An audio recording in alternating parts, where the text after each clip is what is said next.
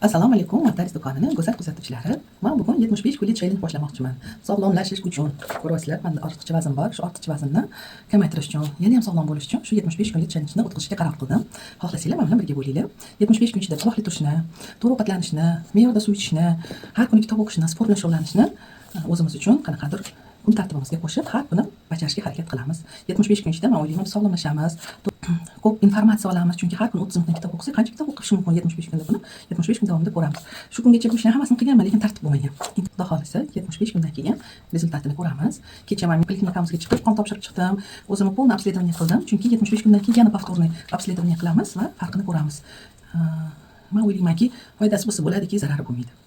Hammamizga omad tilayman. Shaxsan o'zimga ham, sizlarga ham. Kimda sog'lig'ida muammolar bo'lsa, ortiqcha vazn bo'lsa, men bilan shu marafonni o'tishni taklif qilaman. Men juda xursand bo'laman, chunki ko'pchilik bilan qilsam menimcha qiziqarliroq va qanaqadir osonroq bo'ladi deb o'ylayman. Hozir men o'zimga tartib tayyorlab oldim. Numeratsiya qilib chiqaman va ko'rinadigan joyga yopishtirib chiqaman. Har kuni bittadan varochani uzib boramiz. Agar narushение qilsangiz, boshdan boshlashga to'g'ri keladi. Ko'ramiz, qo'limizdan keladimi, yo'qmi? Qani ketdik. Stiker yopishtirmoqchi edim. Qizim oyjon ishga kech qolasiz deb meni ishga ketkazib yubordi. Kelgunimcha Xudo xolisa yopishtirib qo'yadi. Kunim qanaqa o'tganligini, nima yeb ichganligimni kuzatishni xohlasanglar, Instagram va Telegramni kuzating. Kuninglar xayrli va barakatli o'tsin. Men sizlarni hammanglarni yaxshi ko'raman.